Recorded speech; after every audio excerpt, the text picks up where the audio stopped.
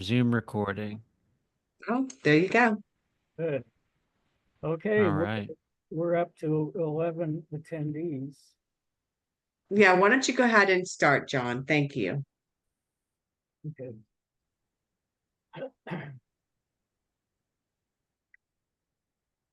Well, hi everybody to the first official meeting of Alaska Regional Interest Group, RIG, uh,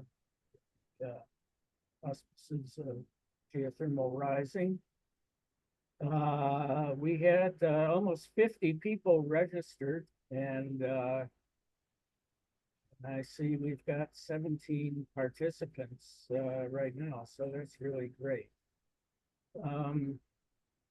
I'd like to have some idea of how many people plan to come to GRC 2025 in Reno. So maybe you could put that in chat or just shoot me an email. Some gauge of how we might get together there, because that would be a good thing to get together in reality, and it might be easier in Reno, Alaska. Anyway, it's a great thing that Joe Batir from Tavera is leading us off. He's although he lives in Houston, he's kind of an honorary Alaskan. He's done a lot up here, including his PhD thesis, mainly focused on heat flow in Alaska. He got his PhD at SMU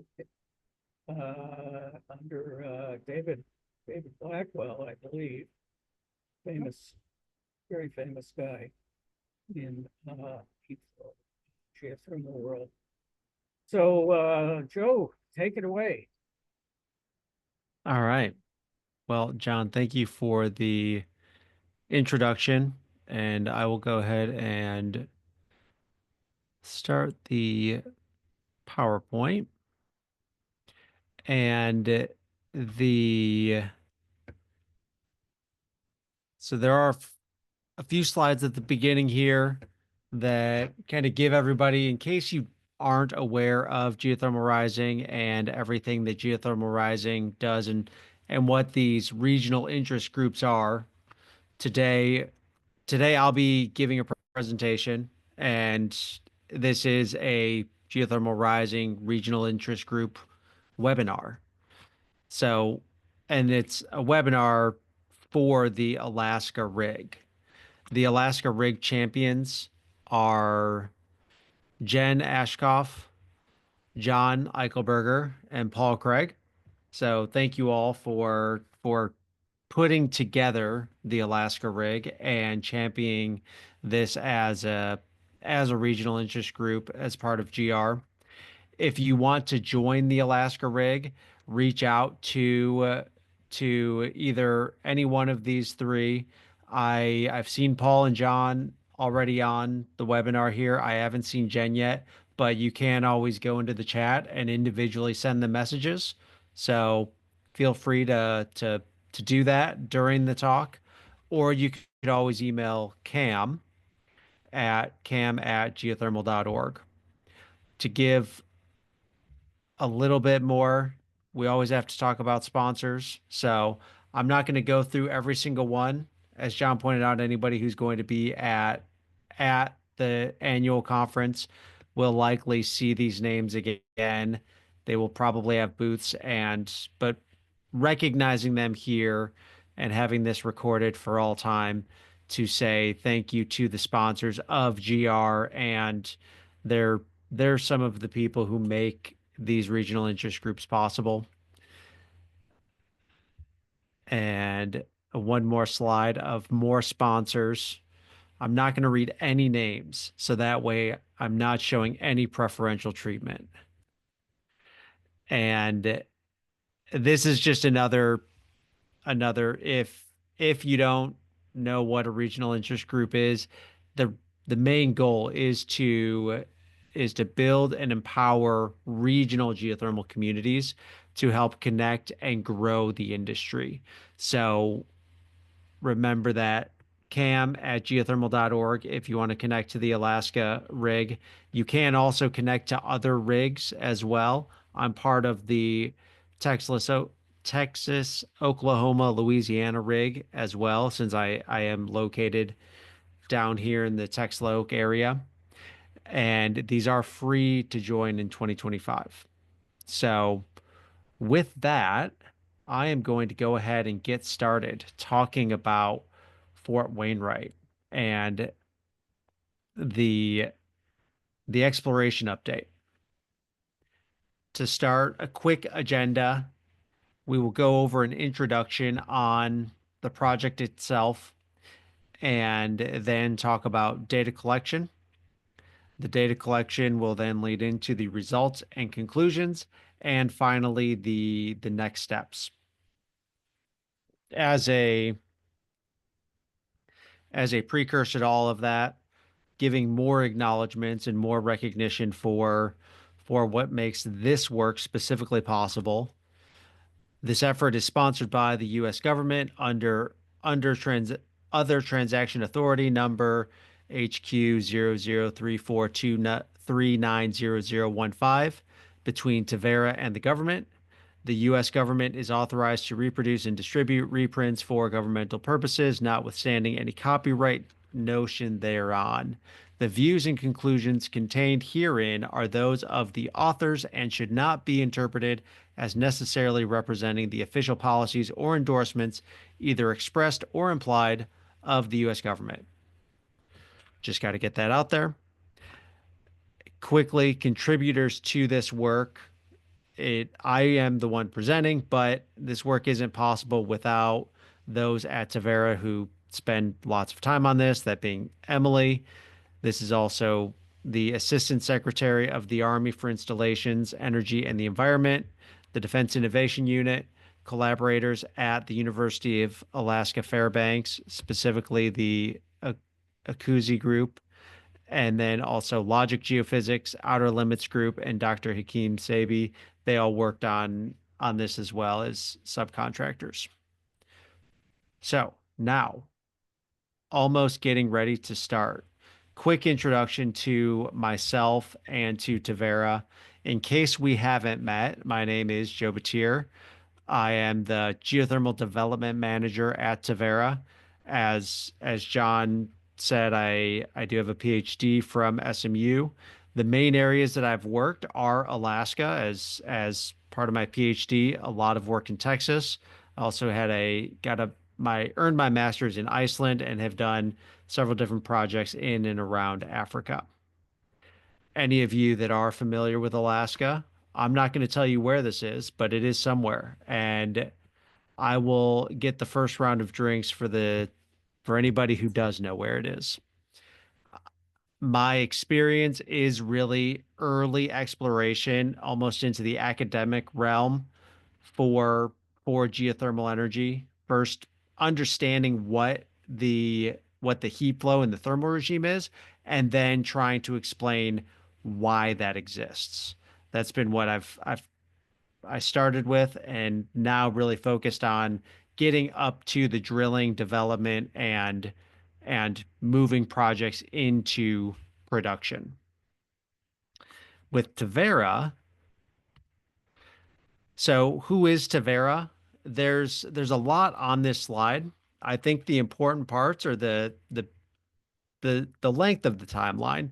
We've been around for a little over 10 years now, starting in 2014, focused on oil and gas and teaching complex systems and complex problems in geomechanics, and quickly took that and advanced that into similar solving complex problems for the energy industry in unconventional oil and gas, geothermal, and CCS.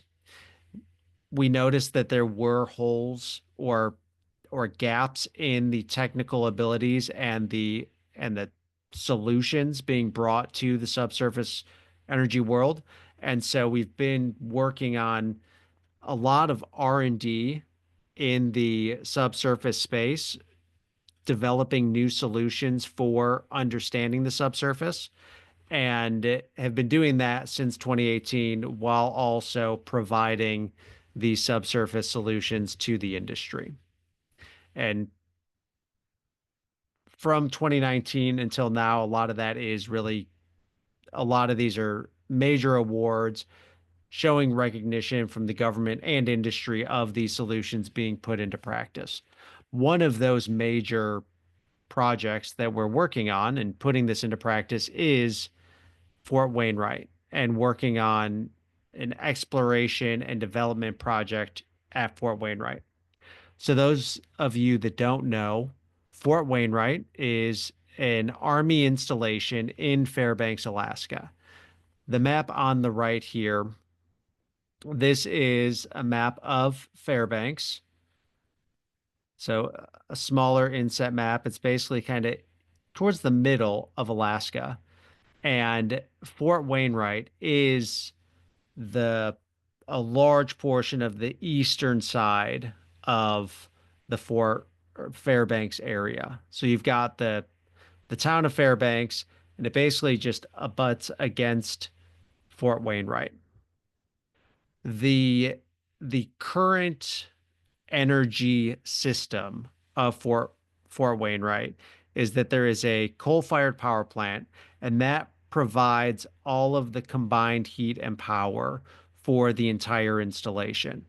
And there's some minor connections in and out of the installation, but that coal-fired power plant provides everything the installation needs in directly from electricity, and then also the steam system that is built in and within the entire installation. And that's all heating that essentially comes off of the coal-fired power plant that then heats all of the buildings.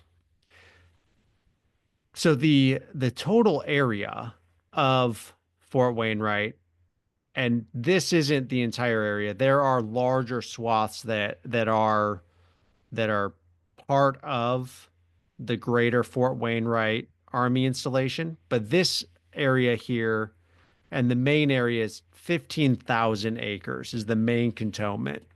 And so that's the area where the majority of this power is used and where the majority of the in general, where the majority of people are and where the majority of use is, both energy and kind of everything else on the installation. So the big question that we're trying to answer is how much of the energy use can geothermal supplement? Is geothermal going to be part of the additional growth of the installation if the installation is going to grow? Or is it something that can slowly be used as a transition into a different fuel source and something that is still there on site and potentially higher security, higher reliability, higher resiliency, because now we're not reliant on bringing in outside fuel sources and continuing to keep everything on the cantonment. Now, some people may be asking if you're familiar with the heat flow data and the fact that I'm more on the thermal side. Why don't I have any thermal data on this map? Well, this map and the scale here, we're looking at the entire 15,000 acres plus all of Fairbanks going down to the airport. This area is quite large. We are looking at tens of miles of scale here. And the nearest heat flow data points are over in Nenana, which is 50 miles to the southwest, Eielson Air Force Base, which is a little bit further off the map, about 50 miles to the southeast, southeast, and then Chena Hot Springs, which is going to be going up and over here about, I think Chena is actually about 60 miles along the road way up here. So the fact that we don't have any heat flow data within about a 50-mile radius of the installation, we really are looking at a true greenfield exploration project. And that kind of lays out the context of what are we looking at? It's greenfield exploration. So we're going to start big picture and slowly zoom in to what we think is the best opportunity. Talking a little bit more about that. So the initial goal, confirmation of geothermal potential. We want to know and understand what is possible on site. And then once we know what's possible, then start answering the question, what is the energy production and energy potential of that site? To put it into context, and I know I'm not going through all of the background here, but I'm just kind of jumping to what do we know or where did we start with our understanding of the subsurface then? Since we are in a greenfield exploration, we started to look big picture. Here you can see a scale in meters, and that same kind of map area, this right here, this little black area is that main cantonment for Fort Wainwright. In order to actually get any type of subsurface data that we could hang on, we had to go to regional scale resistivity and large scale resistivity, magnetic, and gravity cross sections that were made really first to look at the Nanana Basin and Nanana Basin potential, but then kind of looking to see what that regional evolution was from a tectonics perspective. So we don't we didn't start with very high resolution understanding of the subsurface. We knew that there was going to be sedimentary rock, probably, and it could be potentially around 2,500 feet thick, but understanding of that is pretty low. Plus or minus 1,000 feet is what we were initially thinking based on these regional geophysical cross sections. And more than likely, two different sedimentary layers. Regional heat flow from those three data points that were far field. We're probably in a slightly elevated thermal regime, 75 plus or minus 20 milliwatts per meter squared. But because we don't have any data that is right here, we still don't know if we don't know if those three data points are directly analogous, and we also don't know if we are in a high heat flow part of this subbasin or if we're in a low heat flow part. Using this information, we started to say, if this is all we had, what are we actually targeting as a quote unquote reservoir? It's probably going to be the base of the sediment and the temperature at the base of the sediment. What is that going to be? If all of this information is correct, the temperature is probably 45 plus or minus 5 degrees Celsius or around 115 to 125 degrees Fahrenheit. So this is what we think the subsurface was before we started to do any data collection. This helped define what that initial primary objective is. That primary objective being to drill a well into the basement, so that way we can understand the true sedimentary thickness. We can collect rock samples throughout that. And ideally, we're in a conductive thermal regime, so that way we can calculate heat flow and confirm the geothermal potential for Fort Wainwright. that kind of sets the stage of that's what we knew going into last summer. So with that, we decided we need to collect more data right there on the main cantonment. We designed a we designed a basically a grid for geophysical data collection. The and there's a few reasons for this. There's no obvious hot springs, no obvious thermal anomalies to target and to try to understand better. So we really need to understand the entire field. And then from understanding the entire field and the entire region, now we can start to say, are there interesting geophysical anomalies that may mean something geothermally? So we started with this grid pattern, the idea there to maximize our understanding. With the grid pattern, we had gravity stations almost co-located with seismic stations. So we did a grid pattern for gravity data collection, and we laid out a passive seismic array to collect data over a 30-day window to start looking at passive seismic and building a seismic velocity model. We also did an unmanned aerial vehicle or a UAV with a grid pattern flying across the almost the entire same area of the main cantonment. So we were going to collect all of this geophysical data to try and understand the subsurface from more of a structural perspective, from a geophysical interpretation.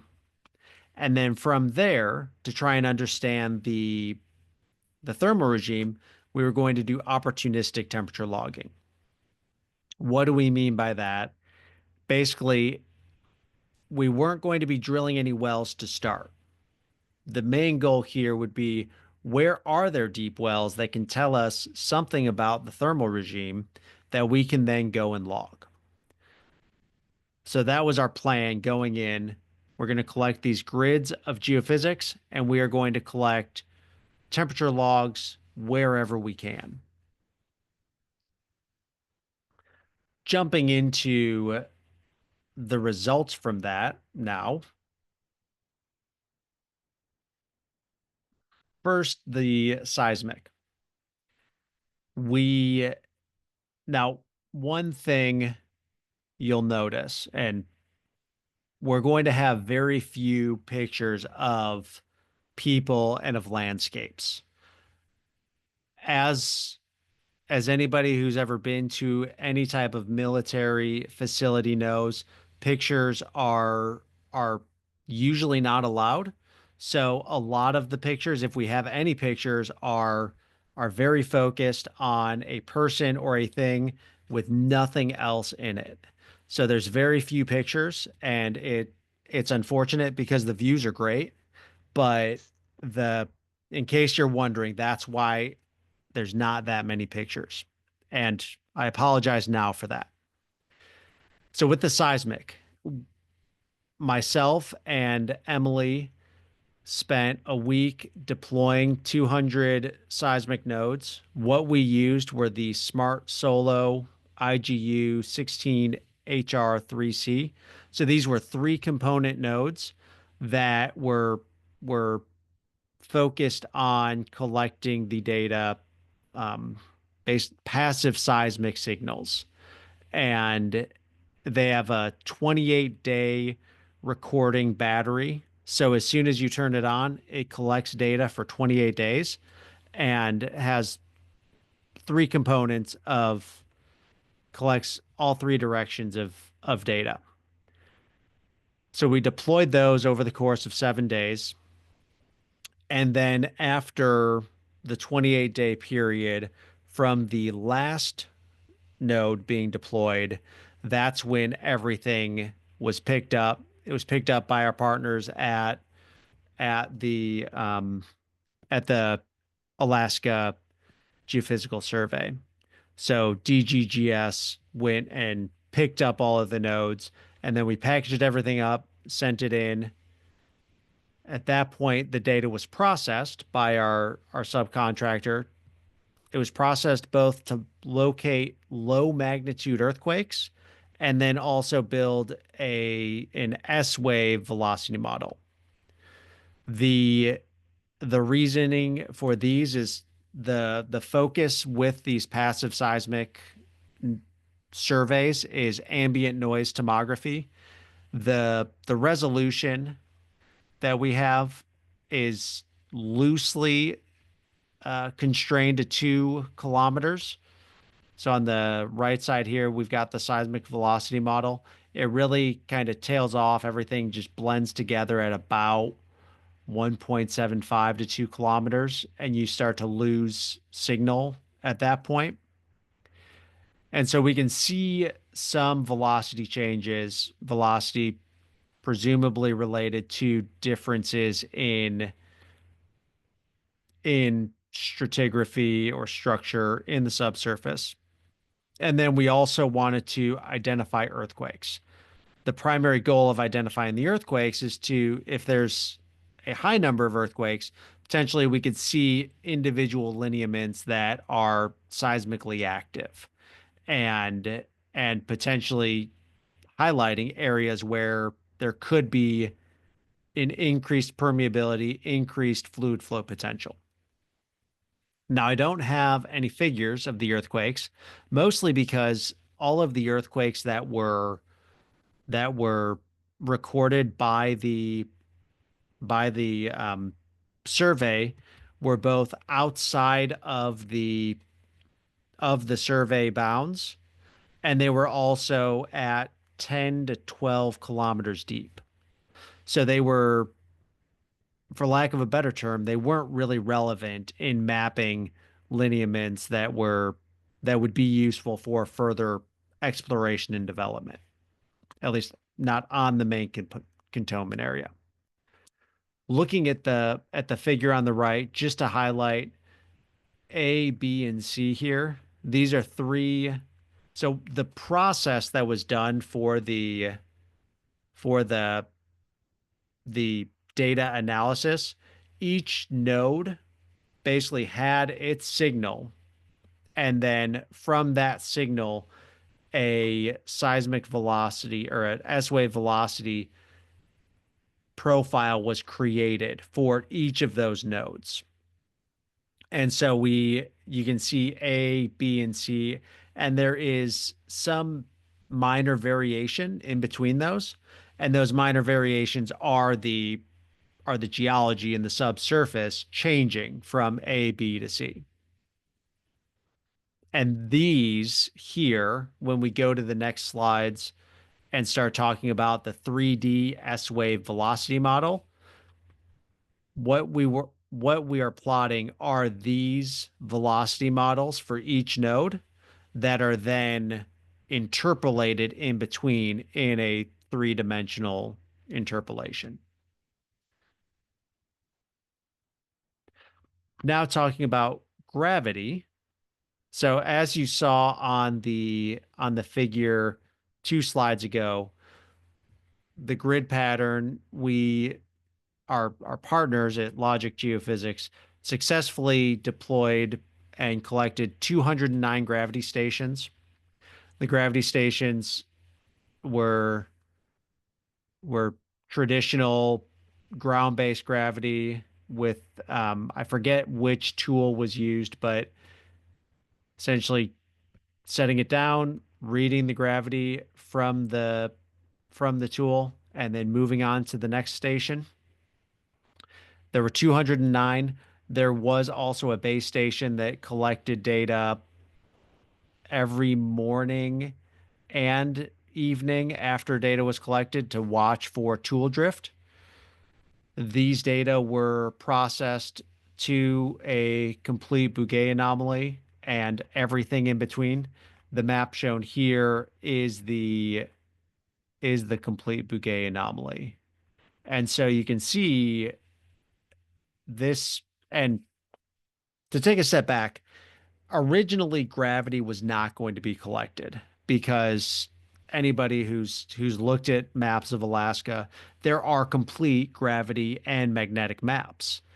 And so our initial thought was that there's going to be a good gravity map, there's going to be a good magnetic map, there's going to be plenty of data.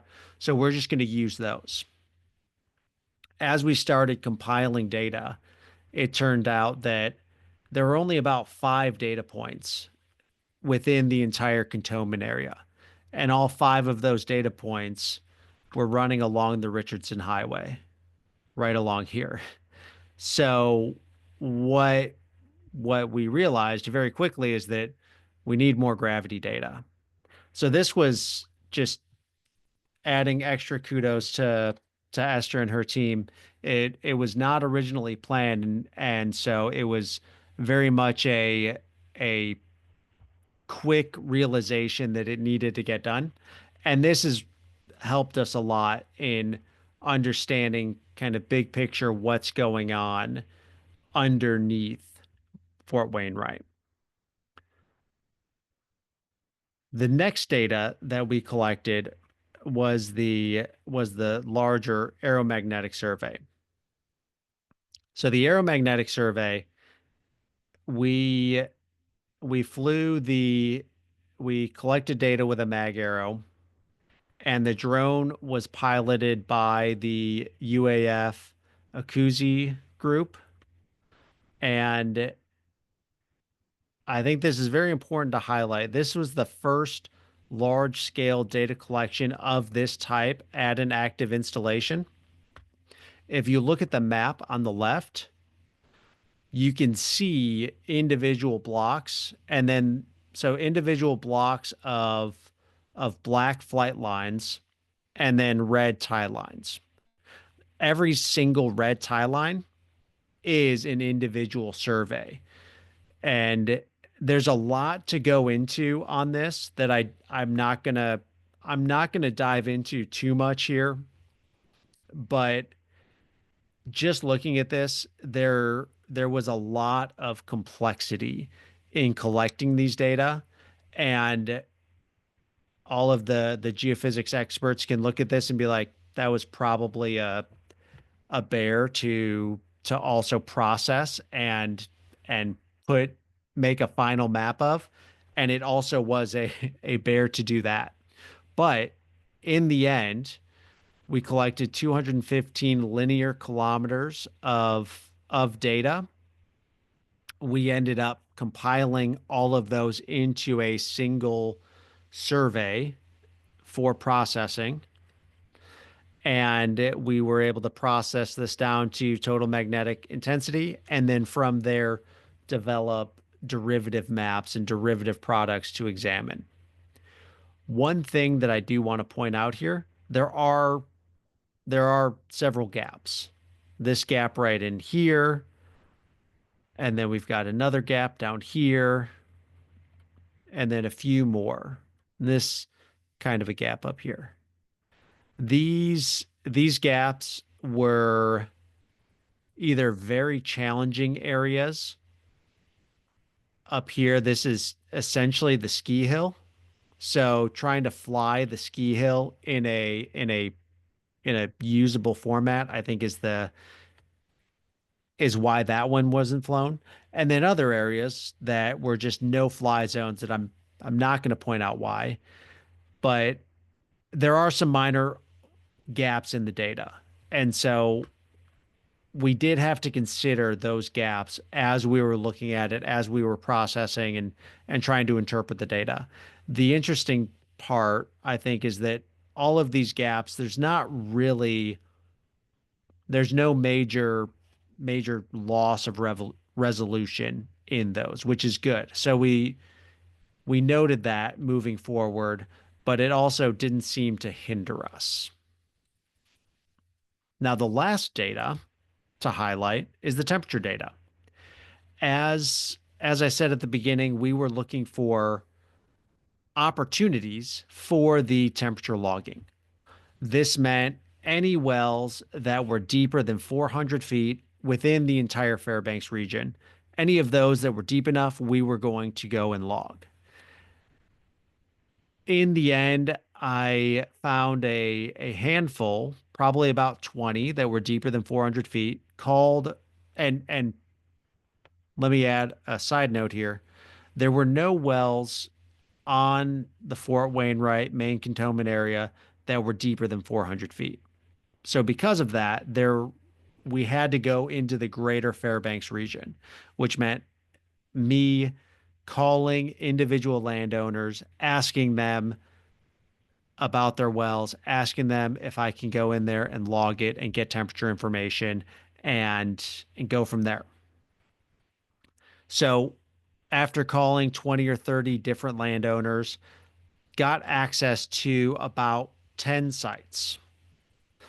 Went to these 10 wells, the ones that we could find that were open or could be opened, most of the time had a pump in them. That makes sense. You have a water well, you're using it to use the water. And so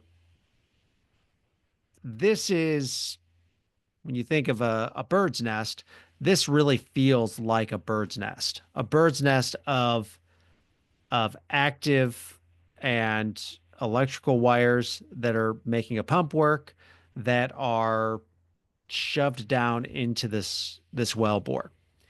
The These are not logged. So whenever you see a well like this or an active well, I never log those. I never advise people to log those. There's two reasons why. The first reason, which is the most obvious, this is not going to work out well if you try to drop a temperature probe in there to go and get temperature data. It's not going to it's not going to come back out of the hole. That's the easiest way to put it. You're going to lose your tool.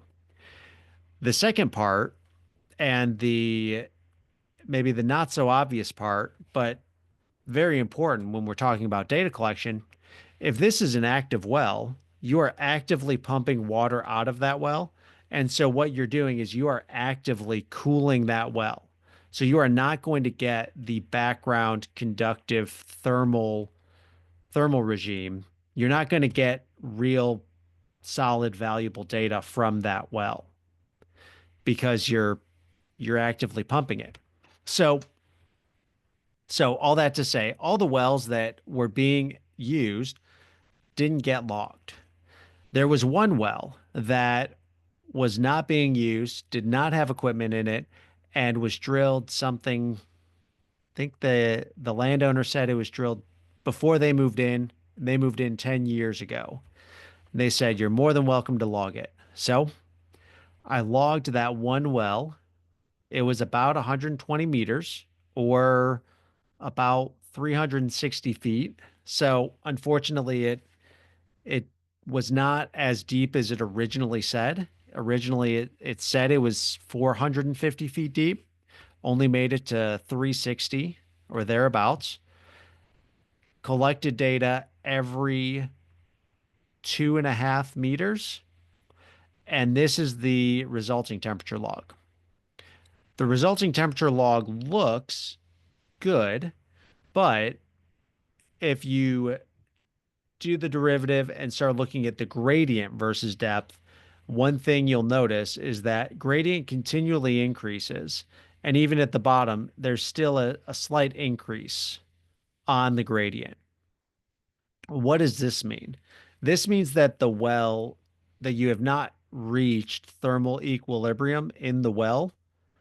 And so this isn't actually showing the background thermal gradient of the region. Why it's not, there's a multitude of reasons why that it could not be showing that. It's what's probably most important is that it's not showing it. And so therefore it should not be used for thermal gradient calculations. And it a lot of time and effort was put into finding locations to do the temperature logging. And this is all that resulted from it. It is it feels like a bad or upsetting result, but it is still valuable because now we understand any wells that are less than 120 meters are truly a waste of time to go and log. We really should not do it. And now we know that that is a solid cutoff that we need to stick to. So let's get into some results and conclusions. So real quick, because I don't think I have another slide of this. This picture here is that finalized 3D S-wave velocity model showing three different formations that we highlighted based on different velocities. So we combined all of these data together, and we first did a 2D interpretation, kind of map view. In order to combine these, we decided to take the gravity first derivative and the magnetic anomaly reduced to pole. The goal here was to highlight basement highs, so areas where we thought the basement was closer to the surface, so that we could make sure we are drilling through the entire sedimentary package and then also getting a section of basement so we could understand the entire subsurface from a geologic perspective and then calculate a thermal gradient for the thermal regime and thermal perspective. Looking at the map, the the the gridded colors are the gravity first derivative, and reds are higher positive value derivatives, and the blues or the cooler colors are the negative derivatives. And so anywhere where there's a positive vertical derivative, we were thinking that's where you've got that contact and where you've got a steep drop off and where you've got a higher gravity value closer to the surface. So the positive values we are thinking are basement closer to the surface. And then you've got reduced to pole magnetics, where you've got the lower values as the green lines, kind of middle values in the blue lines, and then higher values in the purple lines. Here again, the higher reduced to pole values being higher, a larger magnetic anomaly or a higher iron content, likely higher mafic material in those locations. So you'll notice that there's not an exact agreement in terms of positive vertical derivative and then a higher value of the reduced to pole magnetics. I think we don't know exactly why. I think that is an area that until we drill, we we've got some interpretations, but right now they're all hypotheses on why there's that difference.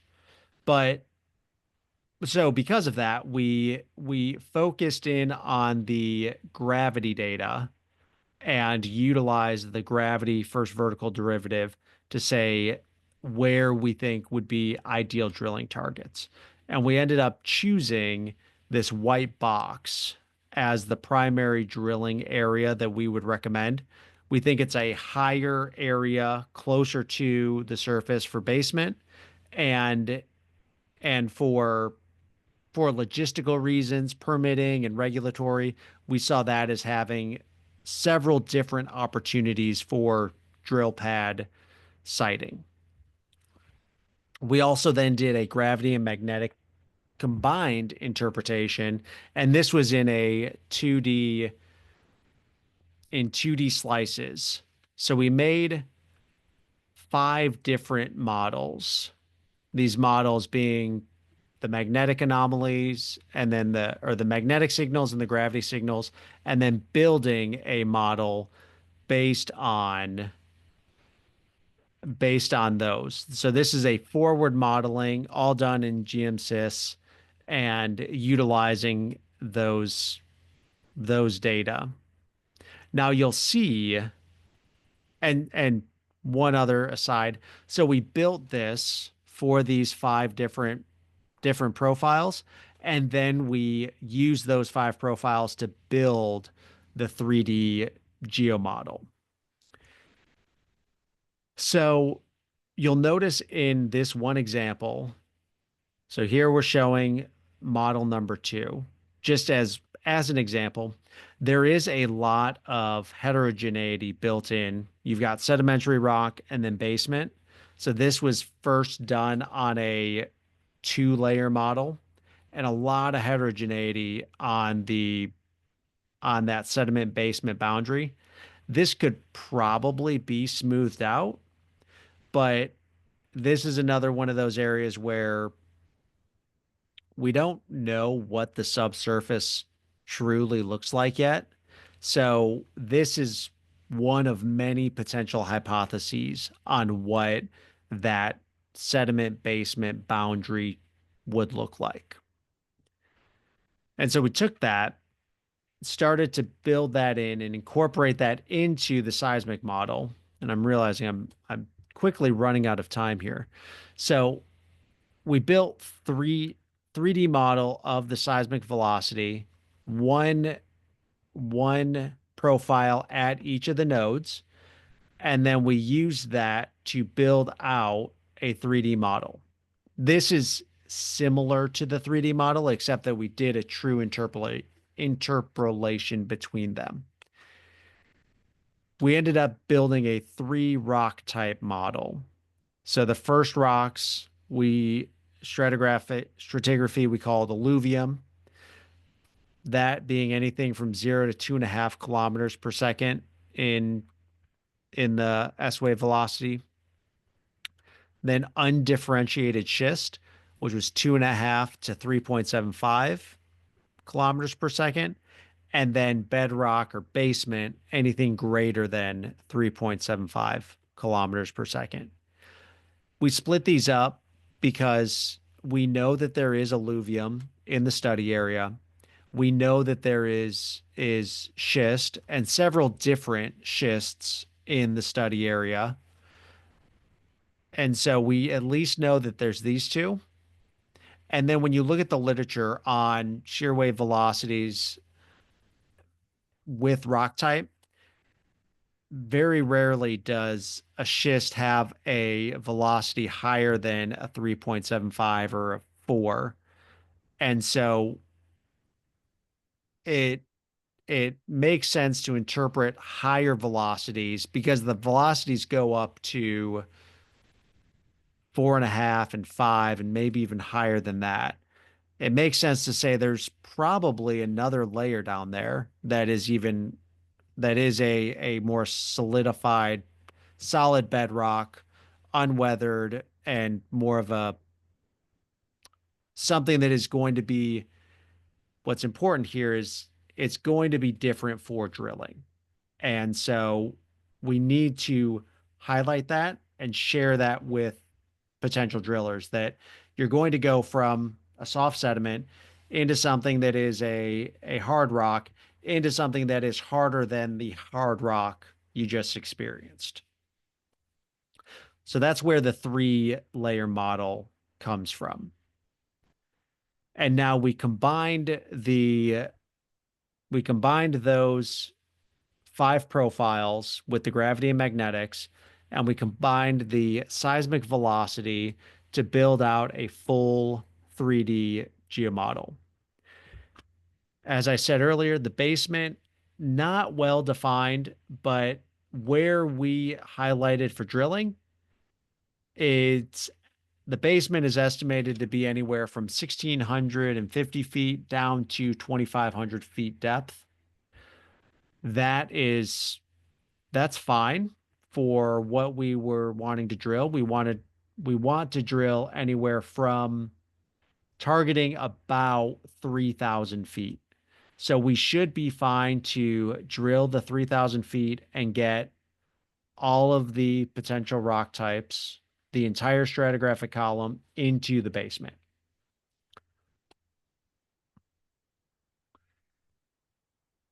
And so going back to the 2D view and drilling selection, using that 3D model and our maps, we started to build out where we thought drilling would be idealized or the best drilling locations.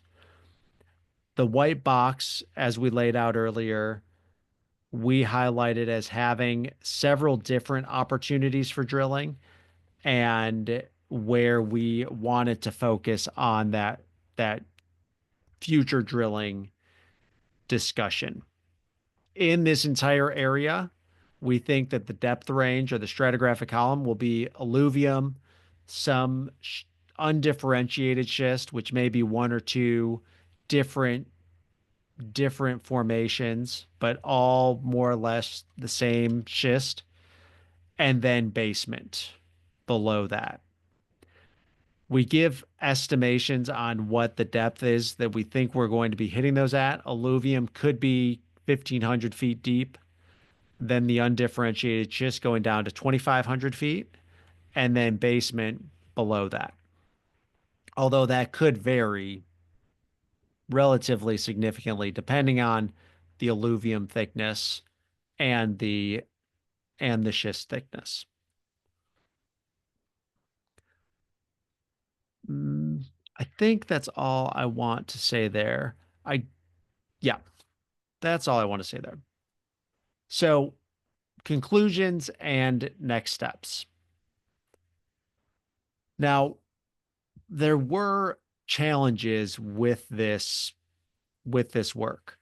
Logistically, there were challenges in that the aeromagnetic survey, in order to meet different regulations and most importantly to deconflict with the primary mission, that being what the job is of the installation. Because of that, we had to fly the aeromagnetic surveys at night. That in itself is more challenging. So the aeromagnetic survey was a challenge to collect. Another challenge here is that there are no previous deep drilling locations on site. So this was a new experience for the installation. It was a new experience for potential contractors from a location standpoint. So all around, this was a new experience, which meant just kind of slower going, making sure that everything was well thought out. Now on the figure I just previously showed, there are contamination zones. These are contamination zones that needed to be a void for the drilling. This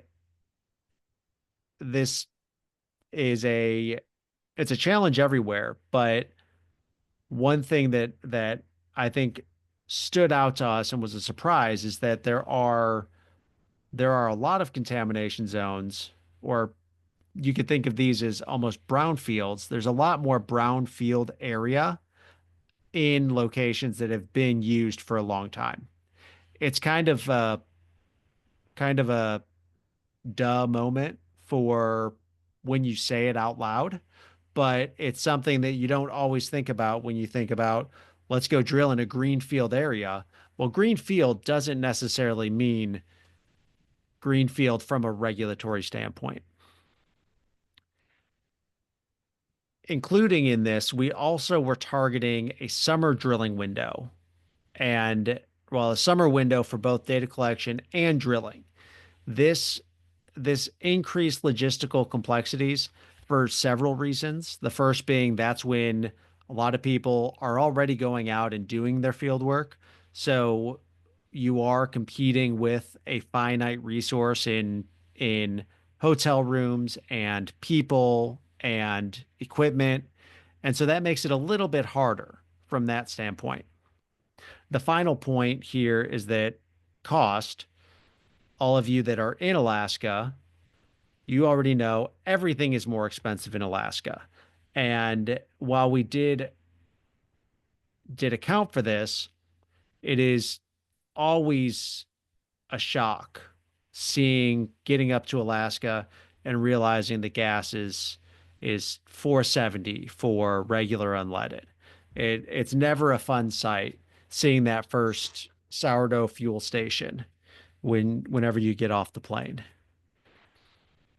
So wrapping this up into conclusions, all of the additional geophysics did help refine the subsurface understanding. We really do have a, a much better picture of what's going on. The new data collection conditions, they presented some challenges during collection. It did result in some loss of resolution, those no-fly zones, and the fact that we collected 200 data points is great, but maybe we could have collected more. And finally, drilling targets were identified, and we laid everything out, and we expect to successfully refine using those drilling targets. We expect to successfully refine local geothermal resource understanding.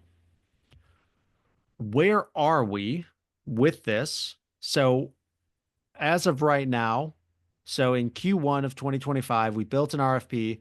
We invited companies to bid on the drilling operations.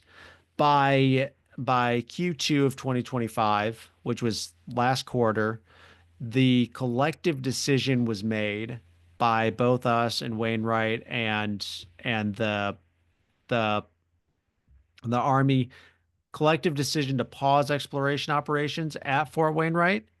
The the future plans, and I think this is the important part, we are still evaluating options to complete both the exploration plan. We're looking at doing this on an extended timeline as opposed to getting everything in on a that's really forced on a summer timeline. We're looking at doing this on an extended timeline now. And what that looks like does mean more conversations and more discussion.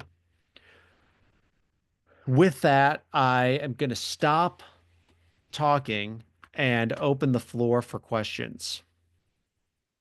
So thank you everybody for your time and for listening. And now we've got 2 minutes.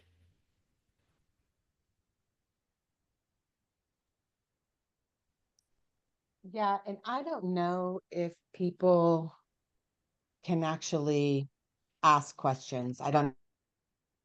So it may just be that people will have to send messages to me and I can actually send them back to you or something. Okay. Yeah. Is there in the chat, can people send information? Oh, in the question and answers, they can ask Ah, questions, and I believe that you can look at those. So, yeah, so there they are. there's several, yeah, that way they can do it Yeah. anonymously, but the chat's not open, just the questions and answers. Yep. Great.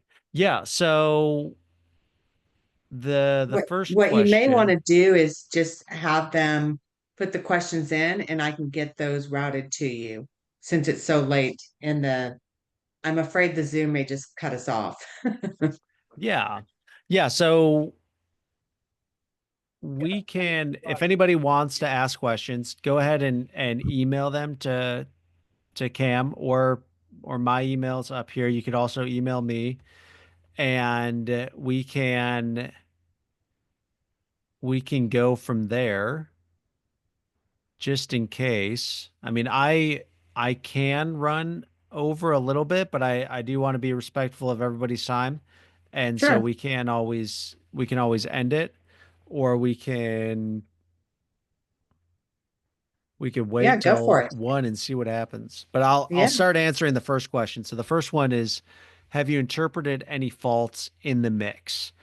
So the the short answer is yes and no. Yes, meaning we do see faults that are cross-cutting the installation, but those faults, based on the earthquake catalog that was built, and well, primarily the earthquake catalog, we don't see those faults being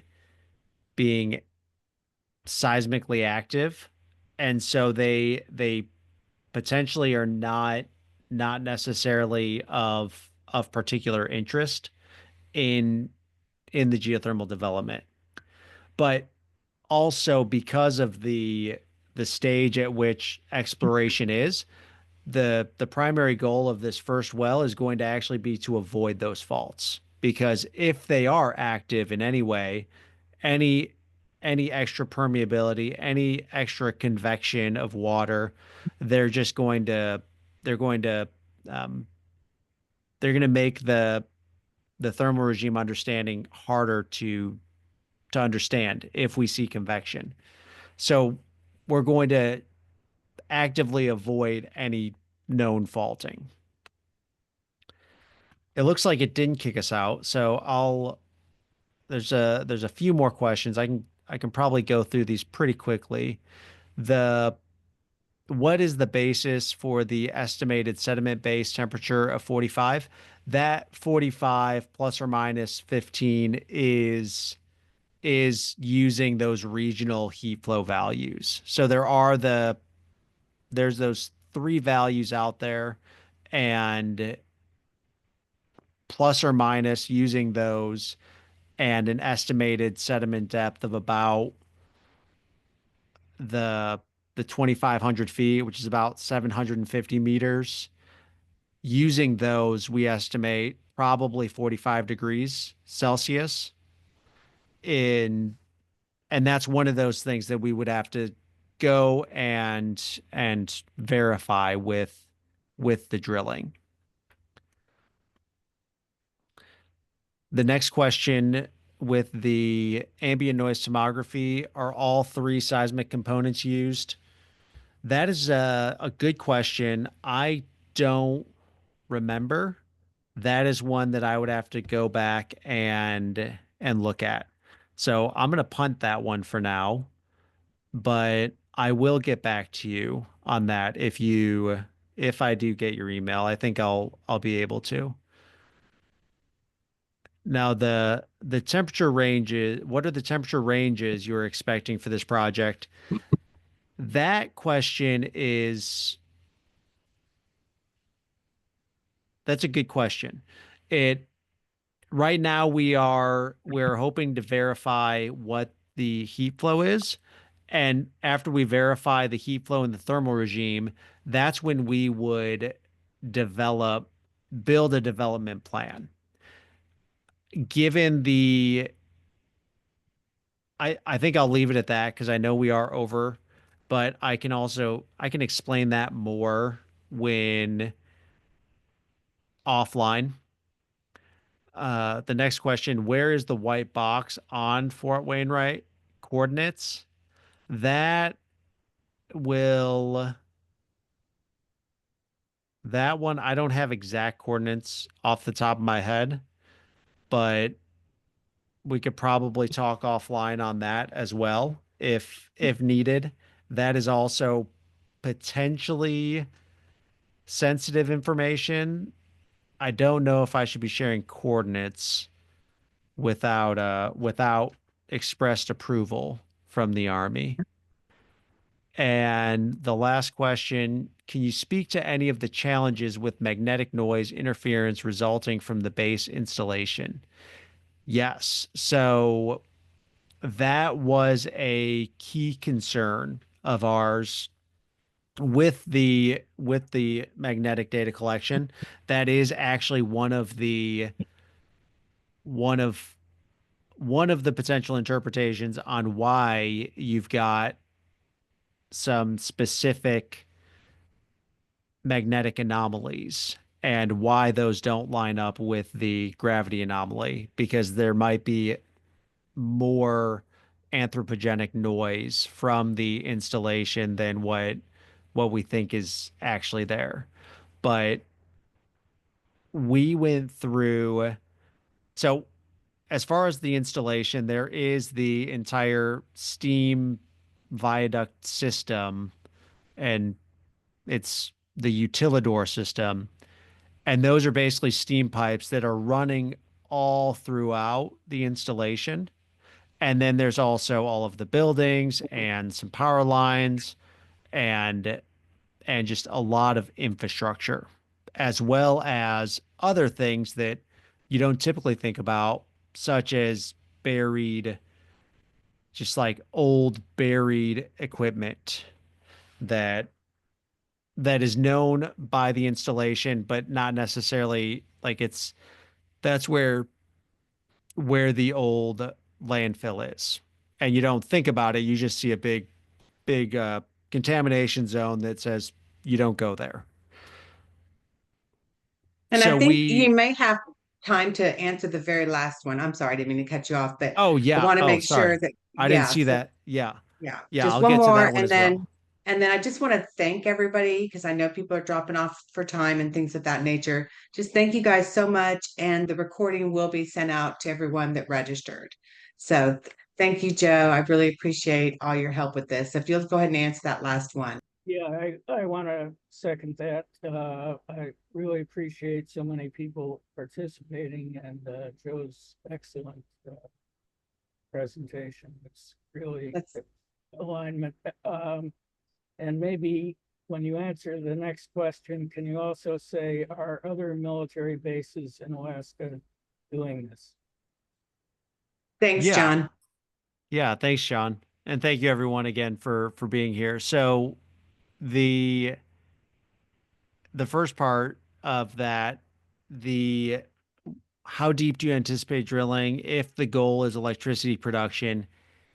That would then, if we're going to do electricity production, if everything is right, we are probably looking at about 3 kilometers or 4 kilometers.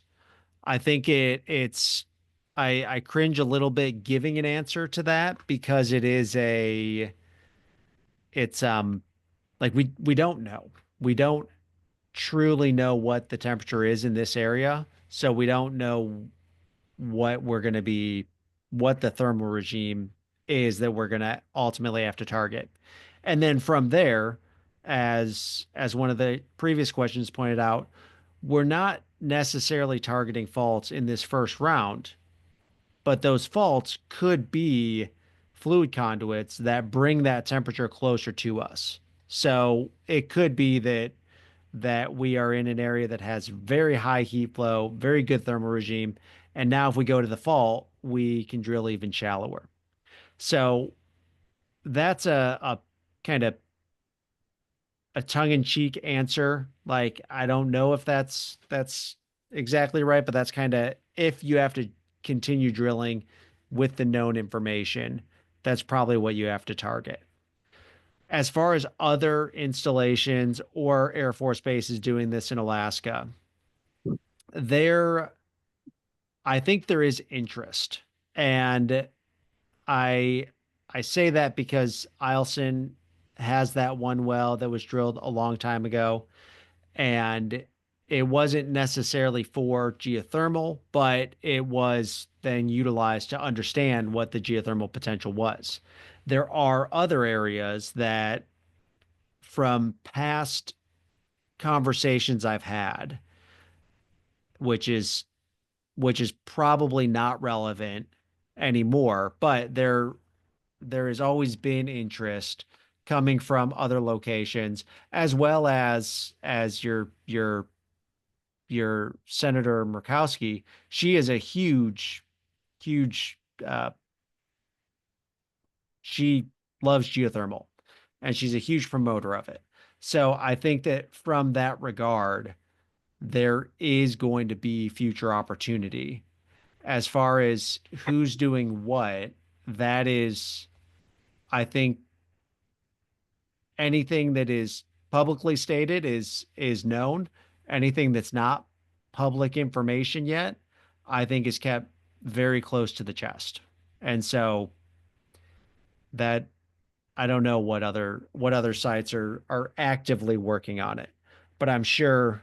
Well, let me say this: anybody who isn't working on it, as far as DoD in Alaska, they should be, because there is plenty of opportunity and plenty of people who want to see it succeed. All right. That's How fantastic. we're 10 Yeah. minutes over. Yeah. No, you did a great job. Allison asked another question. What were the results from the Elson well? I can try and find that. I want to say that was I think it was 2,700 meters Yeah. and around 100 Celsius, and the heat flow was somewhere around, I thought it was in the 90s. It was either 80s or 90s. But that is I have the publication. I can try and send it to you if I can find it. I Okay. should And have it though. I've got everybody's email. Um, so except for anonymous. So I'll make sure that you get the emails and the questions sent directly to you, and then everyone will get the recording as soon as it's complete. You know, Zoom takes a minute.